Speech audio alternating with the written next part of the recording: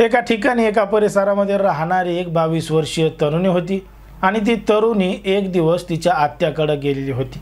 मग आत्याकडे गेलेली असताना मध्यरात्र झालेली असताना जेव्हा ती उठली तेव्हा तिला तिच्या मोबाईलवर तिच्या भावाचे काही मिस कॉल दिसले, कारण की तिच्या भावानं तिला अनेक फोन केलेले होते पण मात्र तिनं ते उचललेले नव्हते। मग नेमकं तिच्या भावाने एवढे फोन का केलेत, कशासाठी केलेत, म्हणून तिनं तिच्या भावाला वापस फोन केला।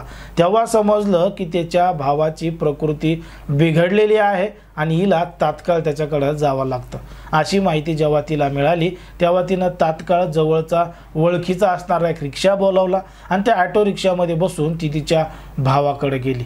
जेव्हा ती तिच्या भावाकडे गेली तेव्हा त्या ठिकाणी 4-5 जण अगोदरच तयार होते आणि त्या तयार असणाऱ्या लोकांनी त्या रिक्षा चालकाला पकडलं, तिच्या भावाला पकडलं आणि त्या दोघा जणांना पकडून ती जी तरुणी आहे 22 वर्षीय तिला फरफटत ओढत बाजूच्या झुडपामध्ये नेलं आणि झुडपामध्ये नेऊन तिच्याबरोबर बारीबारीनं केलं आणि घडलं एक धक्कादायक प्रकरण, धक्कादायक घटना।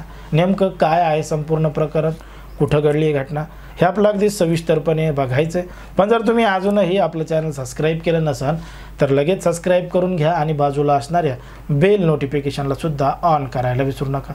आता ही जी संपूर्ण घडलेली घटना आहे ती आहे आपल्या महाराष्ट्रामधीलच ठाणे जिल्ह्यातील भिवंडी तालुका पोलीस ठाण्याच्या हद्दीमध्ये घडलेली संपूर्ण घटना आहे।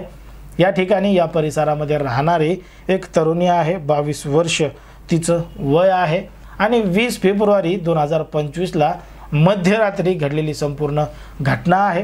ती जी तरुणी आहे 22 वर्षीय ती तिच्या आत्याकडे राहायला गेलेली होती आणि आत्याकडे राहिलेली गेली असताना रात्री त्या ठिकाणी ती झोपली होती आणि झोपलेली असताना तिच्या मोबाईलवर तिच्या भावाने बरेच फोन केलेले होते, परंतु ती झोपेत असल्यामुळं तिनं ते फोन उचललेच नाही किंवा त्याकडे बघितलंच नाही। परंतु जेव्हा ती झोपेतून उठली तेव्हा तिनं मोबाईल बघितला, त्याला तिच्यावर काही मिस कॉल दिसले आणि तिनं ताबडतोब तिच्या भावाला फोन केला आणि नेमकं काय झालं, काय अडचण आहे असं विचारलं।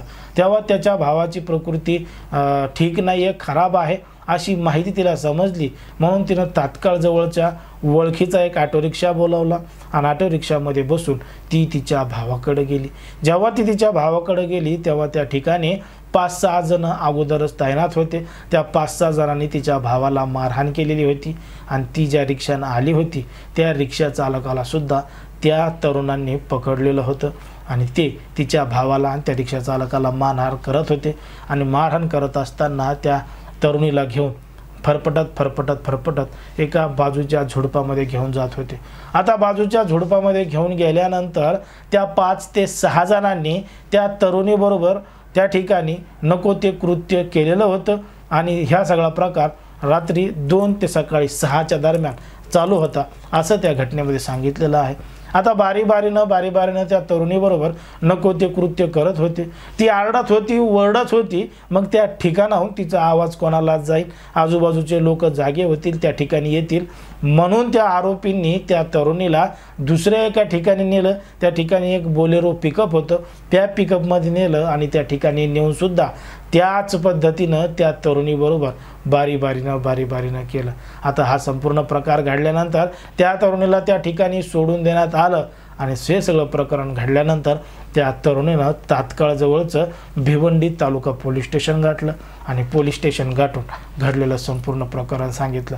प्रकरण सांगितल्यानंतर पोलिसांनी या संपूर्ण प्रकरणाची गांभीर्यानं दखल घेतली, आरोपींविरोधात गुन्हा दाखल केला।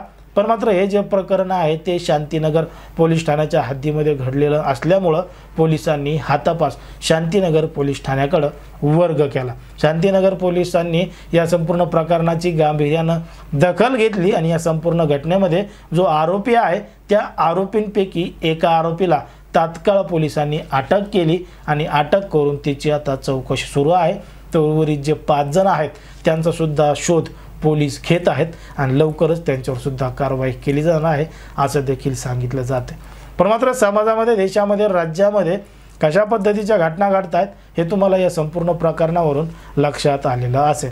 कशा पद्धतीनं त्या तरुणीला बोलवलं, तिच्या भावाला मारहाण केली, तिच्यासोबत असणाऱ्या रिक्षा चालकाला मारहाण केली आणि तिच्यासोबत जबरदस्ती केली. हे एका शहरामध्ये अशा पद्धतीनं घडल्यामुळं यामुळं संपूर्ण तालुक्यामध्ये आणि जिल्ह्यामध्ये खळबळ पसरलेली आहे. परंतु ज्या पद्धतीनं या संपूर्ण प्रकरणामध्ये घडलं आहे त्याच्यावर तुम्हाला काय वाटतं हे अगदी स्पष्टपणे कमेंटमध्ये सांगा. कारण की कोणाच्याही भावना दुखवणं, कोणाचंही मन दुखवणं हा आपला उद्देश नाही. समाजामध्ये जे घडतंय तेच सांगण्याचं काम आपण या ठिकाणी करत असतो.